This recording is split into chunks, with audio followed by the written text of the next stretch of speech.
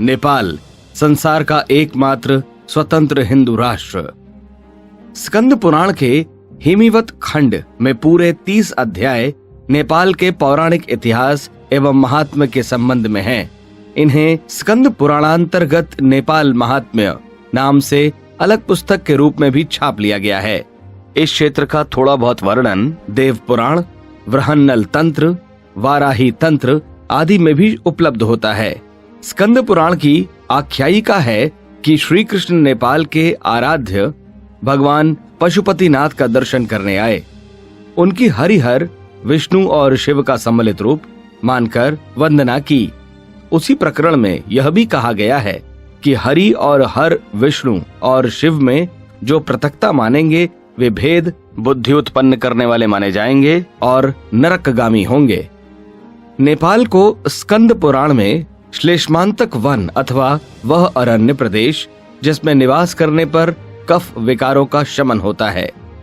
एक बार चंद्रमा देवता क्षय रोग से पीड़ित हो गए तो उन्होंने इस प्रदेश में निवास करके उपयोगी जलवायु द्वारा खोए हुए आरोग्य को पुनः प्राप्त किया। राजा जनक की राजधानी जनकपुर, जिसे मिथिला भी कहा जाता है, नेपाल राज्य के अंतर्गत ही आती है। पुराणों में उपलब्ध वर्णन में उसकी जो भौगोलिक स्थिति बताई गई है उसे देखते हुए इस बात में तनिक भी संदेह नहीं रह जाता कि प्राचीन मिथिला नेपाल के जनकपुर को ही कहा जाता था। अब यह 25,000 की आबादी वाला छोटा सा कस्बा है। नेपाल, जयनगर, जनकपुर रेलवे भी यहाँ तक पहुँचती है। यहाँ कई भव्य मंदिर, धर्मशालाएं बनी हैं। टीकमगढ़ मध्य प्रदेश की रानी वृषभानु कुंवरी ने यहाँ राम जानकी का एक भव्य मंदिर बनवाया है जिसकी लागत 9 लाख रुपए बताई जाती है। इसे 9 लखा भी कहते हैं। इनमें राम सीता की स्वर्णमयी प्रतिमा प्रतिष्ठापित है। हल जोतते समय जनक को सीता के मिलने का स्थान पुनौरा धाम माना जाता है। इसे हलेशी भी कहते हैं। समीप में एक तालाब है जिसे सीता जन्म कुंड कहते हैं। वहीं पर कुसुमा नामक गांव के समीप महर्षि याज्ञवल्क्य का आश्रम बतलाया जाता है। गौतम और कपिल के आश्रम भी इसी क्षेत्र में थे। दार्शनिक वाचस्पति मिश्र, जिन्होंने अपनी संतानहीन पत्नी भामती के नाम पर एक टीका ग्रंथ लिखा है, यही के थे। जनकपुरी में रामनवमी, चैत्र सुदी नवमी को विशाल मेला भरता है जिसमें लाखों दर्शनार्थी उपस्थित होते हैं। वैशाख सुदी नवमी जानकी जी का जन्म दिवस है। अगहन सुदी पंचमी राम सीता का विवाह दिन है। इन सभी पर्वों पर यहाँ भव्य मेले लगते हैं और अपार भीड़ एकत्रित होती है। इसमें नेपाली और भारतीय जनता समान उत्साह से भाग लेती है। साधु, सन्यासियों और आगंतुकों को भोजन कराने में कई 100 मन चावल और आटा दानियों द्वारा खर्च किया जाता है। छुटपुट मेले तो प्रायः सभी त्योहारों पर यहाँ लगते रहते हैं। इसी क्षेत्र में मलेहपुर गांव के निकट महापंडित मंडन मिश्र जन्मे थे। इनकी पत्नी भारती शारदा ने आद्य शंकराचार्य के शास्त्रार्थ में छक्के छुड़ाए थे।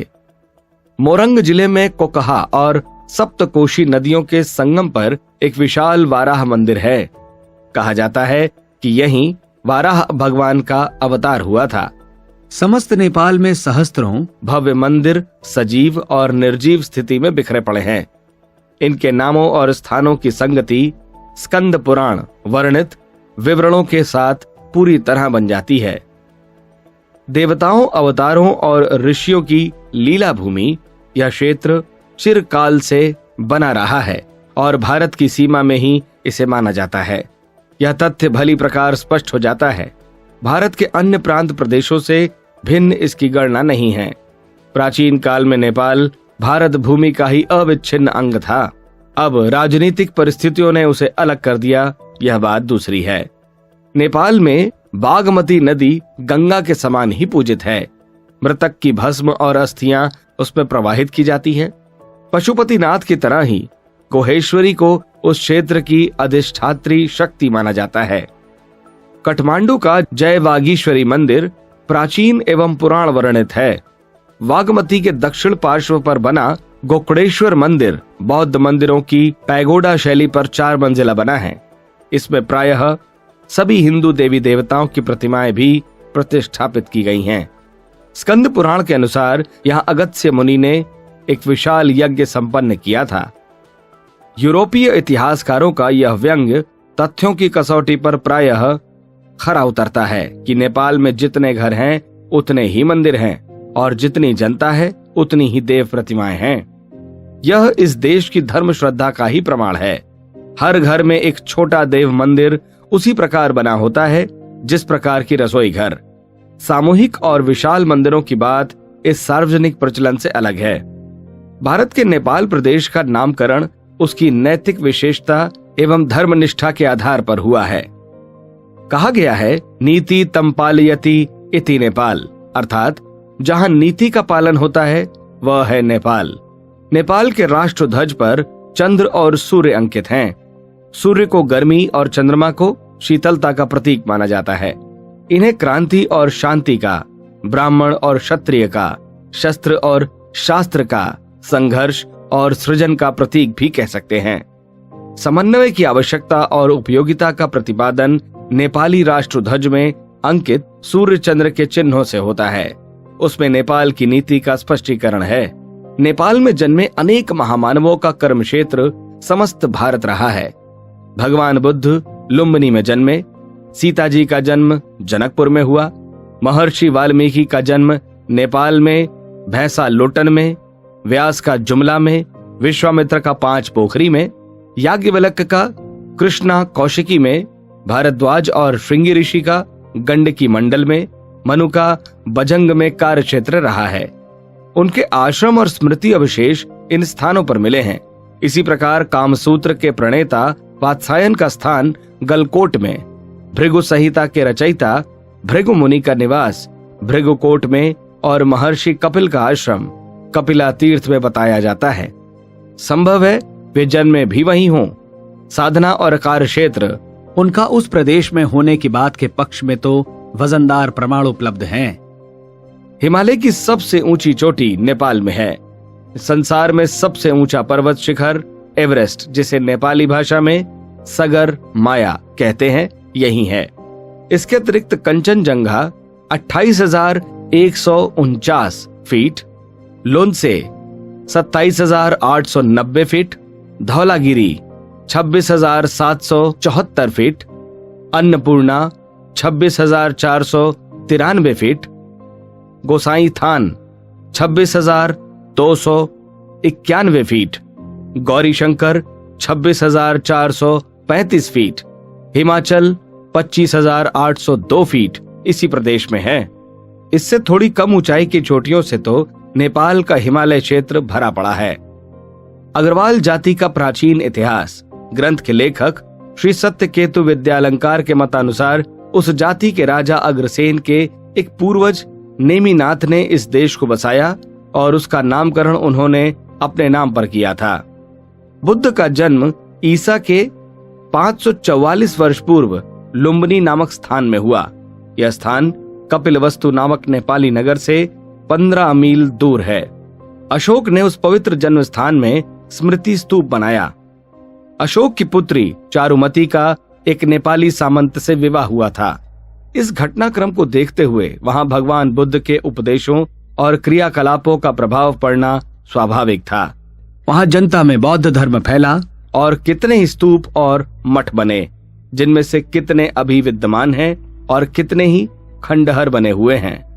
यूं भारतीय बौद्ध भिक्षु आरंभ से ही नेपाल में उस धर्म के प्रसार में निरत थे, पर 4वीं शताब्दी में आचार्य वसुबंधु के नेतृत्व में नए उत्साह के साथ नए प्रयास हुए। 7वीं शताब्दी में वहां के राजा अंशुवर्मन ने अतीव दूरदर्शिता और निष्ठा का परिचय देते हुए बौद्ध धर्म की जड़ें गहरी और दूर दूर तक जमाने के लिए ठोस प्रयास किए। उसने अपनी विदुषी और निष्ठावान पुत्री भ्रकुटी का विवाह तत्कालीन तिब्बत नरेश के साथ इसीलिए किया था कि उस देश और नरेश को बौद्ध बना लिया जाए। यह दाव 16वें आने सही सिद्ध हुआ और इस विवाह ने उस देश को सचमुच ही बौद्ध बनाने का द्वार खोल दिया। नेपाली पंडित शील मंजू तिब्बत गए। नेपाल के मठों में बैठकर तिब्बत के लिए बौद्ध ग्रंथ लिखे गए और वहां पहुंचाए गए। शांति रक्षित जैसे उद्भट विद्वानों को तिब्बत पहुंचाने में नेपाल का पूरा सहयोग और उत्साह मिलता रहा। उन दिनों भारत में मुसलमानों के निर्मम आक्रमण हो रहे थे और धार्मिक लोग जान बचाकर भाग रहे थे। उन्हें नेपाल में आश्रय मिला। नेपाल में बौद्ध धर्म भी हिंदू धर्म का अंग बनकर ही फैला। उसकी कोई प्रतिद्वंदिता नहीं थी, वरन उसे वेद धर्म का एक सुधारवादी संप्रदाय ही माना जाता था। अस्तु बिना किसी अड़चन के उसे नेपाल में जनता तथा शासकों का सहयोग प्राप्त होता रहा। वहां भी मठ विहार बनते रहे और भिक्षुओं द्वारा धर्म प्रचार होता रहा।